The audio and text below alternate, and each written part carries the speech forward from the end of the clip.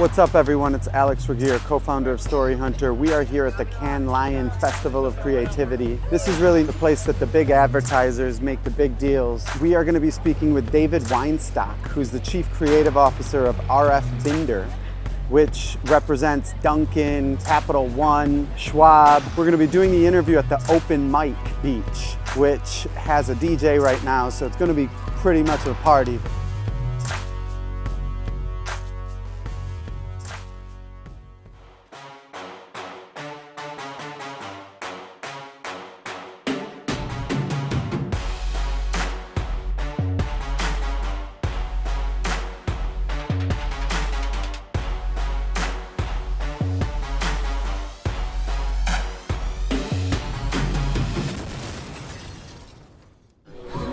What do you think this situation where you have all these different industries kind of competing for the same business, how does that feel? What does that mean?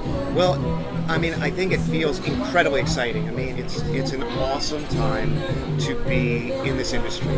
And I feel like the one question that's always sort of on the top of the brief is, what could it be? What could it be? It's not necessarily just about getting to the idea, but now we can communicate for brands in so many different ways that are being invented every single day, that it opens up a playing field that's really unique, that I don't think existed before, and I don't think was part of the traditional, say, ad model, even in the copywriter and art director model, where we had a very clear type of modality of communications. Now you really have to be open to the possibility that it can be anything, as long as that aligns back to what your brand's, how your brand wants to act and who they are. Yeah. And so, talking about kind of digital video in the past 18 months, what have you seen brands need more of? What have you seen looking back, and what do you see moving forward? I feel like the ask for video content is almost accelerating exponentially. What I see as one of our challenges as content creators, and that's for our partners, that's for ourselves, is being able to do it at the speed and cost efficiency that makes it a smart business decision, as well as being able to develop the content that aligns with the strategy of the company. And smart business decision for you or for the brand? For both. Okay. For both, right? Because brands are looking to create more content, but they're looking to do it in an affordable way. And as an agency, we want to develop that content, which is an exciting part of our business, but it's also challenging to be able to develop that work with a cost-efficient model, because you're still relying on data and analytics, and we're still relying on our strategy team. We're relying on creative thinkers, art directors, writers, chief creative officer. All of those things go into creating that content, but we have to also find a way to do it in an efficient way. So one of our clients, we're doing a lot of work. They're all about developing their internal purpose-led platform, which is around their culture. So they start to look a little bit like innovative recruiting videos. So those are one-on-one types of interviews, but they're treated in a way. But exactly like this. It could be exactly like this. But it needs to embrace, the brand vision for what the culture they want to develop.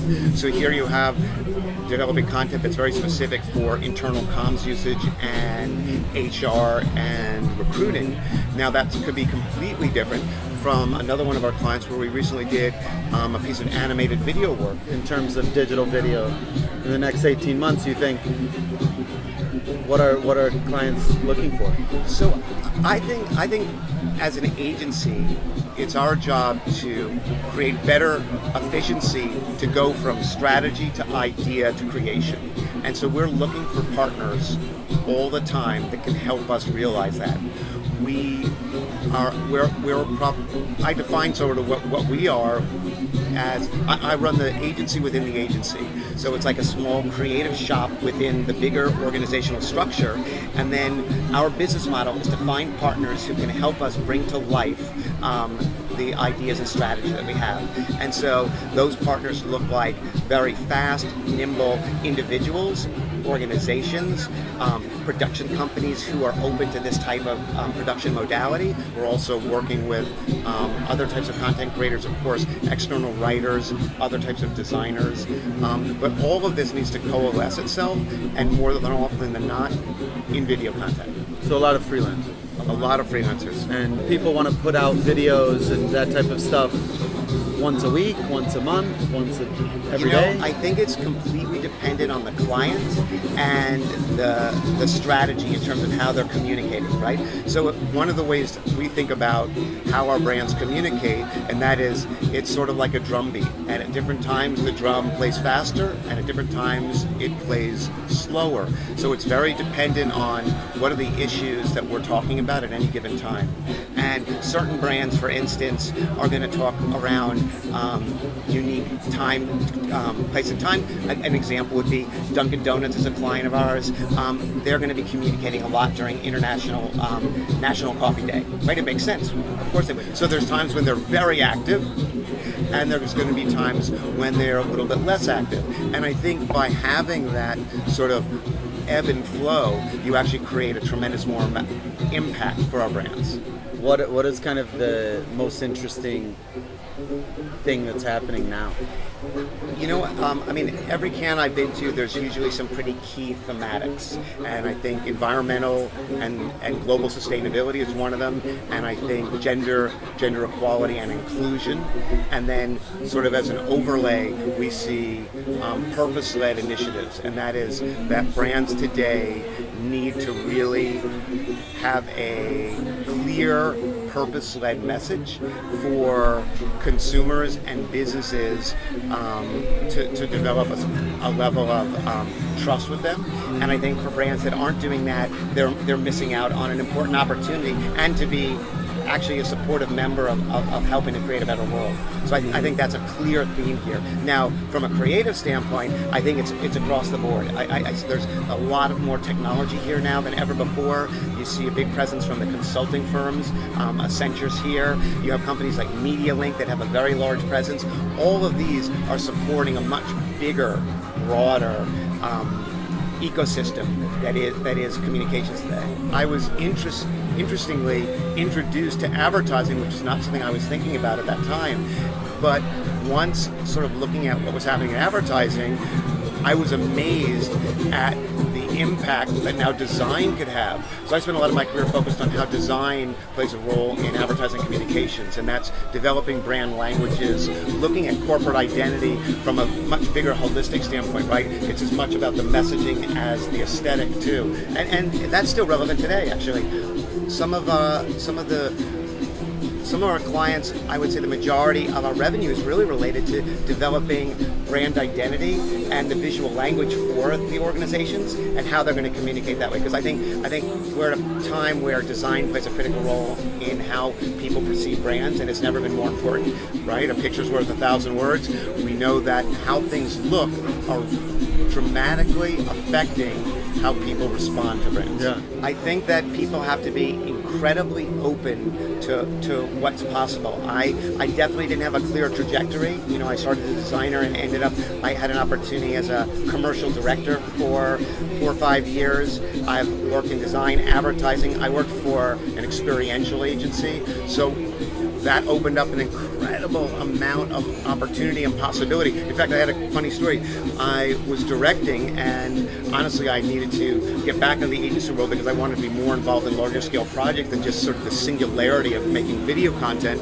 And this agency took a chance on me to hire me as a creative director, and I walked in, and all of a sudden, doing experiential work was like doing a director's treatment. And now I'm like thinking about it in the context, well, what's happening in an environmental space? What's happening in terms of lighting? I'm working with architects, I'm working with producers, in the same way that you would have done in video content. And then what's an amazing other side of that is that every event or experience has a before, a during, and an after. And what's happening during those times are a distinctive part of that communication. So I guess back to your question, I would say be open, try a lot of different things. It's never been more exciting to be creative. Yeah. And before, during, after, that's basically the construct of a story. It's exactly right? It's go back to your English class from 4th grade and your first story. It has a beginning, middle, and an end, except there's no end anymore, right? It's actually a circle. It's a beginning, a middle, and then that circle goes on, because from the content that's created during any event, that sort of lives in perpetuity and is out there. And now we're having a dialogue with anybody who attended that event or anybody who saw the content, and we're interested in engaging them at different times. And then, of course, hopefully we're doing that event again at another time, so we're starting that conversation with them all over again. And whether that's yearly, monthly, or daily, this is really how brand advocacy, and that's why I think brand experience is one of the more powerful ways to create advocates for your brand.